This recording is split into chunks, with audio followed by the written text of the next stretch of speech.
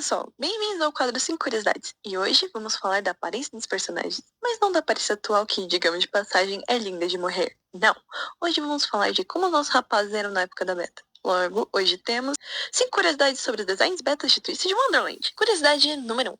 Começando por uma mudança não tão grande, mas que quando descobri eu fiquei surpresa, foi que originalmente Dulce deveria ter cabelo longo. Como podemos ver nessa arte conceitual de Heartsulla Bill, Dulce tinha um rabo de cavalo e uma pose de aluna de honra. Talvez nessa versão ele realmente seria o que nosso Deus sempre quis. De qualquer forma, fico feliz que recentemente no evento A Wish Lantern Way to the Freedom, Deus ganhou um rabo de cavalo e mostrou um belo cabelão. Na minha opinião, ele fica lindo com ambos os cabelos. Curiosidade número 2. Para quem ainda não sabe, a criadora de Twisted Wonderland é a mesma de Black Butter. Então, há alguns personagens que percebemos algumas similaridades nas duas obras, e entre eles temos Riddle e Ciel. Dá pra ver a semelhança dos dois bem facilmente até.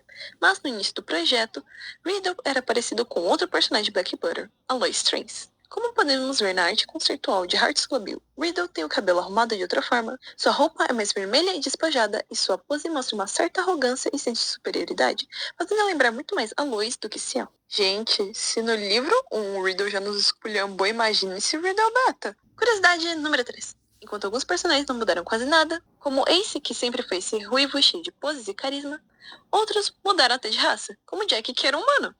Como podemos ver nessa versão Chibi, Jack não tinha suas orelhas de lobo e seu rabo peludo característico. Fora isso, seu cabelo era menos espinhoso e seus olhos eram verdes. Também conseguimos ver como seu uniforme estava na Claw mudou um pouco, afinal aqui ele está ostentando um belo cropped e suas luvas têm espinhos.